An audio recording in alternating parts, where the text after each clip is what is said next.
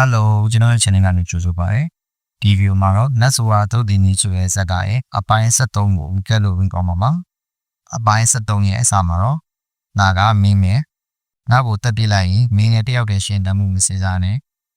ဘသူကမှလူလိုလေလို့ပြောပြီးဒီအစီရင်ရဲ့ဖိနှိပ်မှုကိုစက်မခံရတော့ဘူး။တူတေရတာဘောလို့ပြောလိုက်ပိုက်ခံကိုစပြီးတိုက်ခိုက်ပါတယ်။ပြန်ပြီးခုခံနေရင်မင်းတို့တာမမှားဘူး။မင်းကနာဒါကမင်းမယ်တည်တည်တာကလည်းငါတို့မဟုတ်ဘူး။ဒါကသူတို့ပြောလို့လောကကြီးကိုအနေနဲ့ပြီးမှမပုတ်ဘူးဆိုပြီးပိုက်ခံတာအညံ့ခံလိုက်ပါပြီ။အဲ့ဒီအချိန်မှာပဲအစီရင်ကနေကိုစောက်ရုပ်ခံပြီးနတ်ဆိုအဖြစ်ပြောင်းလဲရုံတက်တဲ့နေဆိုပြီးစတိုက်ခိုက်ပြန်ပါတယ်။ပိုက်ခံကလည်းဒီအစီရင်ကကြည်ရတာအဲ့လောက်ပဲကိုဆွမ်းနေတူတယ်။လူကိုယ်တော်နားမလဲပဲသူရဲ့စိတ်ကိုစစ်စေးနေနေမို့မိမပါရည်ချင်းရှိမှလဲလို့ပြောပြီးအစီရင်ကနေထိုးပေါက်ပြီးထွက်လာဖို့စချိုးကြတယ်။အဲ့လိုနဲ့ခဏကြာမှာပဲအစီရင်ကိုဖျက်ဆီးပြီးတော့အစီရင်ကနေထိုးပေါက်ပြီးထွက်လာတာနေပါတယ်။အစီရင်ရဲ့စွာကကြီးလို့လာတော့စွာရည်ပေးကိုရွတ်ဆယ်သွားပြီးအစီရင်လည်းပြက်စီးသွားပါပြီ။သူရဲကောင်းလေးတူဘူးကတကောခိုင်ခန့်တာပဲစိတ်နှလုံးမင်းရဲ့အစီရင်ရဲ့စစ်စီမင်းရဲ့မှုကိုအောင်နိုင်တယ်။အစီရင်ကိုပြက်စီးသွားတယ်ရဲ့ဟိုးရှိကလေးကဒီလိုအတွင်းစိတ်ခိုင်ခန့်တဲ့သူတွေအကုန်လုံးကတိုင်းပညာမဟာလန်းတွေကိုနားလည်ကြတဲ့လူတွေပဲ။လက်ဆိုဆွမ်းရင်ထိန်းချုပ်မှုခံရဖို့ဖြစ်နိုင်ဘူးလို့ဝန်ရှင်းဖို့ငါပြောလိုက်တော့ခိုင်းချုပ်ဒီမင်းကလည်းပိုက်ထံမှာငငယ်ရွယ်နဲ့ဒီလိုစိတ်နှလုံးရှိနေထင်သားခဲ့ဘူးဒါပေမဲ့ဒီအစီအရင်ကရှေးအစီအရင်ပဲသူရဲကောင်းတွေတကူမတတ်မတာခံစားနေရသေးတဲ့ဆိုချင်းဘူးရင်တောက်တို့စီလာကိုကျူလို့ပါတယ်ဆိုပြီးပြောတယ်စေတနာကိုကျုပ်တို့လက်ခံလိုက်ပါပြီသူကကျုပ်ရဲ့တပည့်မှာကိစ္စရှိရင်ကျုပ်သူ့ကိုကူညီပြီးရှင်းပေးမှာပါခိုင်းချုပ်ပြန်မှာလောလို့စစ်သူကြီးကပြောလိုက်တယ်အဲ့အချိန်မှာပိုက်ထန်ကမျောနေလာတဲ့အတိုက်တွန်းနိုင်ခဲ့ပါပြီလို့ပြောပြီးညရောက်တော့ပိုက်ထန်ကိုအားလုံးကဝိုင်းဝန်းချင်းဝင်ကြရင်လည်းလေပြေးကိုဒီတိုင်းလက်လျှော့လိုက်မှမကိုဘူးမကောင်းတဲ့အာမေလန်းနေလို့ပြောတော့မှပဲလေပြေးကရောက်လာပြီးညီခဲ့တာဆရာမင်းကဘူးပိုက်ထန်နှက်ဆိုဖြစ်တဲ့ကိစ္စစုံစမ်းစစ်ဆေးဖို့အားလုံးဝူရင်တော့ဘူးကူညီနေတာလို့ဖြစ်ရပါစားပြောတော့သူကအစီအရင်ကိုဖျက်ကျော်ပြီးတက်တဲ့တပ်ပြီးလို့ဝါရှိဘော့မှာဝယ်ပြောပြမယ်တဲ့ပိုက်ထန်မင်းတို့ကိုမှတ်မိလားဆိုပြီးရှိုမိသားလို့တခင်ရှိုရှမ်းနဲ့လောမိသားလို့လားလောက်ထန်ရှိုကိုပြလိုက်ရင်စာစဝတ်တာပိုက်ထန်ကိုတဖန်းတာလို့ဒီပြေကစပြောရဲနင်းနဲ့ဆိုဖြစ်ပြီးဝေုံကိုတွေးနေစီခဲ့ငါတို့မိသားလို့နှစ်ခုရဲ့တခင်လေးနဲ့အဆောင်ကိုတက်ခဲ့တွေးကြည့်ပြန်တော့မယ်လို့ရှိုရှမ်းတာထားပြီးတော့တခင်လေးတို့ကနနေတွေကတိုင်းချင်းငယ်ပြီးအဆောင်ကြီးအများကြီးရှိရဲ့ပိုက်ကန်တယောက်ပဲနဲ့ဘလို့တက်နိုင်မှလဲလို့ဝန်ရှင်းဟုံကပြီးတော့သူ့မှာအမှုတွေကြောက်ရှိရဲ့စွမ်းရည်နေစုံယူပြီးနှက်ဆိုဖြစ်သွားတာ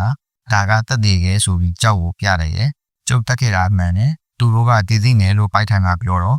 ့ရှိုရှမ်းတိုက်ခိုက်တာကိုစစ်သူကြီးကကာကွယ်လိုက်ပြီးဂိုင်းကျုံတင်အပြောလုံးနေပြီးကျုပ်စစ်သူကြီးအိမ်တော်ကနေခွဲထွက်လိုက်ပြီးယာဒူးကနေနှုတ်ထွက်လိုက်ပြီးအားလုံးကိုဒီဖန့်စီကိုလွှဲပေးလိုက်ပြီးအပူကစားပြီးကျုံလောက်တာတွေက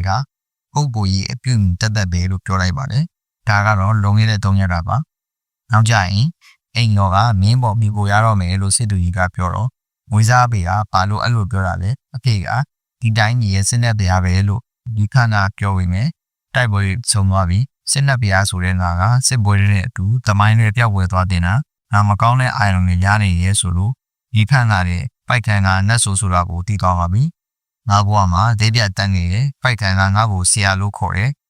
သူ့ကိုဦးညီရတရားကလည်းငါမှလည်းမင်းနဲ့တူညီရဲ့တန်တရားတွေရှိနေလို့ပဲဒါပေမဲ့ဒီလိုဆုံးဖြတ်ရခန့်နေတာကိုဘိုးတော်ခင်းမီတီရင်လောင်ရဲမှတည်ကြတယ်ဖိုက်တန်ကလိမ်မာတဲ့ကလေးပဲတိုင်းလောကရဲ့ရန်သူဖြစ်လာတဲ့အစဉ်ကြီးရှောက်တော်မှကိုမတွေ့ချင်ဘူးလို့စစ်သူကြီးကပြောခဲ့ပါတယ်ဇက်ဘူးလက်ရှိမှာတော့လင်းပေကျုပ်တပည့်ကိုထိရင်ကျုပ်ကိုအရင်ကြောင်းမရမယ်လို့စစ်သူကြီးကစပြီးတော့ဖြေလိုက်ပါပြီဟုတ်ကဲ့ပါခင်ဗျာအပိုင်း73ကတော့ဒီလောက်ပဲဖြစ်ပါတယ်ခင်ဗျာ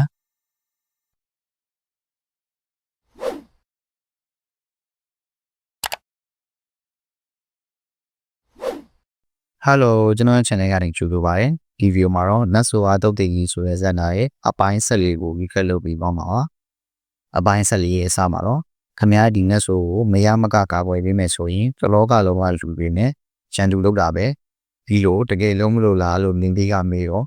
့တိုင်းလောကစင်ရင်တိုင်းပဲလုပ်ကြရအောင်စစ်သူကြီးကပြန်ပြောပြီးလောထန်ရှိုးကညီကိုနောက်ဆုံးတစ်ချိန်နဲ့တိုင်းကန်ကြီးစီရင်ချက်ကိုလက်ခံလိုက်ပြီလို့ပြောတယ်တိုင်းကြံပြီးစီရင်ချက်ချရဲဆိုတာကတိုင်းလောကစီရင်ရာတေကြီးရှိရင်ရန်ညိုးကိုအဆုံးသက်တဲ့လူရန်တူမျိုးပါပဲ ပြိုင်တဲ့အချိန်မှာသုံးပွဲရှိရညိုးရှိမိသားစုမျိုးဆက်ရဲ့တူအကြီးကဲတို့နဲ့ပြန်ရမှာပါအပြစ်ဖြေခြင်းပြန်သုံးသက်ခြင်းတုံနေနည်းကိုပိုးစားပြုတယ်သုံးပွဲမိရင်ဘဝတကိုပြန်ရပြီးရန်ညိုးတွေပြေးသွားမယ်လို့ခွန်ရှိပုံကပိုက်ကန်ကိုရှိရတယ်နောက်တနေ့မနက်မှာတော့ချင်းထားတဲ့နေရာကိုပိုက်ခံလို့ရောက်လာကြပြီးရင်ရံနဲ့စိတ်နှလုံးမင်းနဲ့စီရင်တော့ကနှစ်ကြိမ်နင်းကိုမကာဝယ်ပေးနိုင်ခဲ့ဘူးဒီတစ်ခါဘယ်လိုပဲဖြစ်ဖြစ်ဆရာမင်းကိုတယောက်တည်းတက်ကိုင်တော့မဟုတ်ဘူးစစ်သူကြီးကအဲ့လိုပြောသွားပြီးရှိုးရှင်းနဲ့ရှိုးတော့ထန်းတော့ကတိုင်းကန်ဝဲအတေးကြီးတိုက်ကိုက်ဖို့စီစဉ်ထားကြတာပါအခုဆိုရင်တော့နှစ်ယောက်တယောက်စပြီးတိုက်ကိုက်ကြပါပြီရန်သူဘက်ကအရှိန်အဟုန်နဲ့စိတ်ကိုထန်းချုပ်တယ်ပြန်ဝါမှုခံရမှလည်းမကြောက်ဘဲနဲ့စစ်သူကြီးကိုအစွမ်းကုန်တုံးပြီးတော့တိုက်ခိုက်ကြတော့စစ်သူကြီးရဲ့တကွက်ခံလိုက်ရပြီးလွတ်ထွက်သွားပါတယ်။တစ်ပတ်မှာတော့ပိုက်ကန်ရဲ့အဖေနဲ့အကိုစီကိုစားရောက်လာတော့ပိုက်ကန်စီကိုချက်ချင်းလိုက်လာကြပါပြီ။စာကိုတော့စစ်သူကြီးကပို့လိုက်ပြီးသူတို့မလာရင်အချိန်ကြီးစစ်သူကြီးကအချိန်ဆွဲရပြီးမှပါ။ဒါပေမဲ့စစ်သူကြီးကအစိတ်ခတ်ခံရပြီးစွမ်းအားထုတ်တုံးရဖြစ်နေလို့ရန်သူရဲ့တိုက်ခိုက်သမျှကိုရှောင်ရင်ရတယ်။လောကဒဏ်ကိုမိတန်းချင်း73ဝက်လူဝေဒနာကိုတနာသိန်းကရှိခြင်းဆိုတဲ့တိုင်းကွက်နဲ့ပြန်တိုက်ခိုက်ရတဲ့အချိန်မှာတော့ဟောက်ဝဲပြီးစွန့်ရည်ပေးဖို့တွေးဆင်နေပါပြီ။ဒါပေမဲ့စိတ်ကတွေးကြောတွေကိုအောက်ဆက်သွားပြီးမို့လို့ကိုယ်တိုင်မတားဆနိုင်ရင်မရတော့ပါဘူး။အဲ့အချိန်ကြီးဖိုက်ထန်ကိုကာကွယ်ပေးနေရင်နောက်တစ်ခါထပ်ပြောမယ်။ကျုပ်တပည့်ကိုထိချင်ကျုပ်ကိုကအရင်ရင်းသွားရမယ်လို့ဆိုပြီးစွမ်းအားတွေကိုစုပြီးလိုက်တဲ့အချိန်မှာစစ်သူကြီးကဧကရိအဆင့်နောက်ကိုရောက်သွားတာပါ။ဒါကြောင့်ဘယင်အဆင့်အကြုံမှာဒီလိုအားကောင်းတဲ့စွမ်းရည်ရှိဖို့ပဲဖြစ်နိုင်ပါတယ်။အမျိုးတွေစွမ်းရင်ကိုမတ်တို့ဖိုက်ထန်ကိုကာကွယ်ပေးနေတာပဲလို့ရင်ဖေးကထင်သွားပြီးစစ်သူကြီးကလည်းအရှင်အဟုန်ကြီးမားတဲ့စွမ်းရင်နဲ့အပြင်းထန်တိုက်ခိုက်ရလို့ရန်သူနှစ်ယောက်လုံးခံရပါတယ်။ဒါပေမဲ့ရန်သူကမတည်သေးပဲပြန်ထားလာပြီးထပ်တိုက်ခိုက်တော့စစ်သူကြီးကရှောင်းလိုက်ပြီးတစ်ချက်ရှိသွားပါပြီ။အဲနောက်ပထမပွဲကစစ်သူကြီးကအနိုင်ရလိုက်တာဖြစ်ပြီးအတူဝဲကိုမကြရင်စားမယ်လို့ရင်ဖေးကကြည်ရတယ်။ဆရာကလည်းအားစိတ်ကိုတိုက်ထုတ်ပြီးခဏအနားယူနေလိုက်ပါ။တပည့်ဆက်မိကြိုက်တယ်လို့ပိုက်ကန်ကပြောပြီးခမည်းတော်ကိုကျွန်တော်ပူတိုင်းရေးဆိုင်မယ်လို့စာပြောလို့ကိုရန်တိုက်ချင်တာကောင်းတာပေါ့ဒါပေမဲ့တိုက်ဆိုင်တဲ့အရေးကြီးရှိမရှိပြီးတည်နေတာပဲနောက်တစ်ပွဲကမျိုးဆက်တူနဲ့တိုင်းတန်ကြီးကိုပြန်သုံးသပ်ရမယ်အားလည်းမလွဲနေတာတကူကမင်းကလေးစစ်ထူဟာကျုပ်တို့ကိုနှက်ဆိုတုတ်တင်ဖို့အမေအရာကူကြီးကဆိုပြီးမြဲဝူရင်တောင်တို့ကကွန်တရင်ကိုလကားရတာမဟုတ်ဘူးအချိန်ကချီရသူတွေအချင်းချင်းဓာရွယ်နေတာကိုကျုပ်လည်းမြင်ရပါဘူးအပူရှင်ကြံရမှာကရှိရနေပါလို့ဘေးကကြည်ရလိုက်တယ်ဟုတ်ကဲ့ပါခင်ဗျာအပိုင်း14ကတော့ဒီရောက်ပဲဖြစ်ပါတယ်ခင်ဗျာ